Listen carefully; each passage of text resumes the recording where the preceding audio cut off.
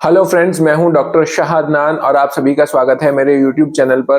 कितने ही लोग मेरे पास ऐसे हैं कि उन्होंने दुनिया भर की सेक्स की कमजोरी की दवाइयां खा ली, लेकिन अब भी रिजल्ट जीरो का जीरो है। कितने लोग ऐसे हैं कि उनको अंदर ढीलापन था, जल्दी डिस्चार्ज हो रहा था, लॉस ऑफ लिबिडो थी, लो स्पर्म काउंट था, लेकिन दुनिया भर की दवाइयां खाने के बाद अब भी रिजल्ट जस का तस है। सैकड़ों दवाइयां खा ली, बहुत सारे डॉक्टर्स बदल लिए, यूनानी, आयुर्वेद, होम्योपैथ, सब दवाइयां खा के देख ली, लेकिन मामला जहां से शुरू किया था वहीं का वहीं है। इसका कारण क्या है? और मैं आपको बता रहा हूं कि बहुत सारे मरीज ऐसे हैं कि उनके अंदर ये जो मैं आप कारण बताने वाला हूं इस पर गौर ही किया नहीं जाता और बस दवाइयां उन्हें पेलनी शुरू कर दी जाती हैं, जिसकी वजह से कभी कोई रिजल्ट नहीं आ पाता। मेरे साथ आखिर तक इस वीडियो में बने रहिए और ध्यान रखिए कि कहीं अगर आपके अंदर ये इरेक्टाइल डिसफंक्शन की बीमारी है, मैं बेसिकली इसमें इरेक्टाइल डिसफंक्शन यानी ढीलेपन की बात करूंगा, तो कहीं उसका कारण ये तो नहीं है जो मैं आप बताने वाला हूं। आखिर तक मेरे साथ जरूर बने रहिएगा।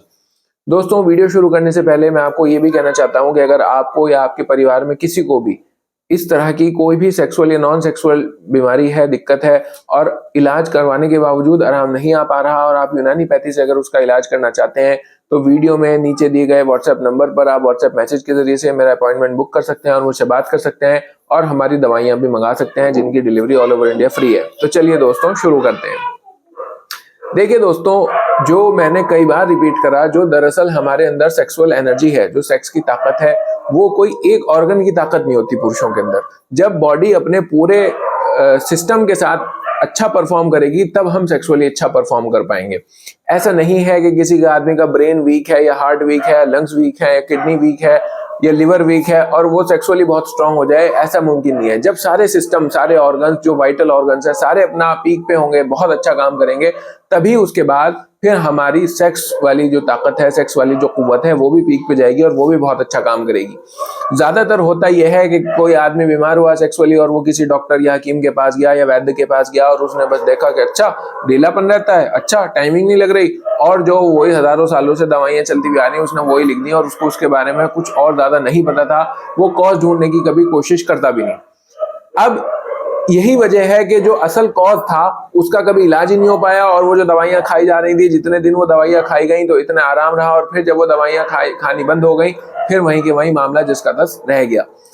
तो ये एक मुख्य कारण है कि जिस पे ध्यान नहीं दिया जाता। लेकिन मैं आपको ये भी बताऊं, अब जैसे जैसे साइंस ने तरक्की की और दुनिया भर की रिसर्चेज हुई, तो अब पता ये लगा कि बहुत सारे विटामिन्स ऐसे हैं जो बहुत ही मिनिमम मात्रा में हमारी बॉडी में चाहिए होते हैं।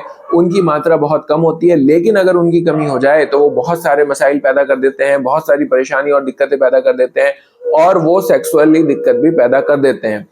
उसमें से मैं कुछ विटामिन आपको बताऊंगा कि उन विटामिन की कमी की वजह से इरेक्टाइल डिसफंक्शन होता है। सबसे पहला मैं बता रहा हूं आपको विटामिन डी।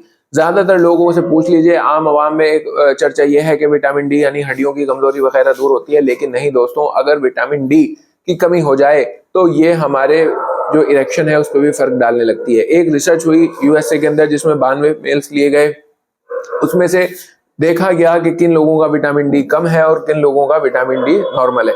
जिन लोगों का विटामिन डी कम था तो उनमें पाया कि ये इन्होंने कंप्लेन किया कर कि हमें इरेक्टाइल डिसफंक्शन होता है, में ढीलापन रहता है। वहीं जिनका विटामिन डी नॉर्मल पे था तो बाकी सब चीजें सबकी नॉर्मल थी, तो उन्होंने कहा कि ऐसी कोई दिक्कत नहीं होती। और फिर ये बहुत लंबी स्टडी थी, इसमें कंक्लूड ये किया गया कि विटामिन डी एसेंशियल है इरेक्टाइल डिसफंक्शन को रोकने के लिए। दरअसल इसके अंदर एक केमिकल होता है जिसे नाइट्रिक ऑक्साइड कहते हैं, और ये नाइट्रिक ऑक्साइड जो है ये ब्लड वेसल्स को रिलैक्स करता है, जो खून की नाड़ियां हैं उनको खोलता है। विटामिन डी जरूरी है नाइट्रिक ऑक्साइड बनाने के लिए, और नाइट्रिक ऑक्साइड खून की नाड़ियों को खोलता है। तो जब पीनस की जो खून की नाड़ियां हैं जब वो खुलती हैं तो इरेक्शन ज्यादा बढ़ जाता है, और वहीं अगर विटामिन डी की कमी हो जाए तो फिर वो खून का फ्लो इतना अच्छा नहीं हो पाता और इरेक्शन बहुत ज्यादा नहीं आ पाता, और आता है तो बहुत ही जल्दी खत्म हो जाता है। दूसरा विटामिन है दोस्तों विटामिन सी। विटामिन सी को लोग स्कर्वी और दांतों की बीमारी इस तरह से ज्यादा देखते हैं, लेकिन विटामिन सी का बहुत ही अहम रोल है इरेक्टाइल डिसफंक्शन में भी। जहां विटामिन सी बहुत सारे काम करता है, वहीं इसका एक काम ये भी है कि ये ब्लड फ्लो को बढ़ाता है, और जब ब्लड फ्लो को बढ़ाता है तो पीनस की जो ब्लड वेसल्स हैं उसमें भी ब्लड फ्लो को बढ़ाता है, और फिर इरेक्शन लंबे समय तक आता है और बहुत अच्छा इरेक्शन आता है। तीसरा है विटामिन B3 यानी नियासिन। ये भी बहुत ही अच्छा रोल प्ले करता है इरेक्टाइल डिसफंक्शन को दूर करने में, और अगर इसकी कमी हो जाए तो इरेक्टाइल डिसफंक्शन हो जाता है। कारण क्या है? कारण ये है कि विटामिन B3 यानी नियासिन ये एथेरोस्क्लेरोसिस को खत्म करता है। यानी जो हमारी खून की नाड़ियां हैं उसमें जो कोलेस्ट्रॉल या चर्बी जमने लगती है, तो विटामिन B3 का काम ये होता है कि वो उस चर्बी को जमने नहीं देता, और अगर जम गई तो उसको उसका प्रोटेक्टिव मैकेनिज्म करता है कि ये चर्बी यहाँ से खत्म हो और ब्लड फ्लो अच्छे से बढ़े। जब हमारी खून की नाड़ियों में, खास तौर से पीनस के जो ब्लड फ्लो करती हैं उसमें ये खून की चर्बी या कोलेस्ट्रॉल जम जाता है, तो ब्लड फ्लो वहां पे इतना अच्छा हो नहीं पाता और जिसकी वजह से इरेक्शन नहीं आता। वहीं अगर विटामिन B3 यानी नियासिन जिसकी कमी की वजह से अगर ये हो रहा था उसकी पूर्ति कर दी जाए तो ये फिर इसमें हेल्प करने लगता है और इरेक्शन बहुत ही अच्छा आने लगता है। फिर है विटामिन B9 यानी फॉलिक एसिड। फॉलिक एसिड खून को बनाता है, ठीक है, और ये ब्लड फ्लो को भी बढ़ाता है। दोनों ही काम इसके हैं कि खून को बनाने में भी मदद करता है और ब्लड को उसका फ्लो बढ़ाने में मदद करता है, जिसकी वजह से इरेक्शन आता है। और फाइनली विटामिन B12, ये जो है ये भी खून को बनाने में और ब्लड फ्लो को मेंटेन करने में, ब्लड फ्लो को अच्छा दुरुस्त करने में बहुत ही अहम रोल अदा करता है। अगर इसकी कमी हो गई तो इरेक्टाइल डिस्फंक्शन हो जाता है।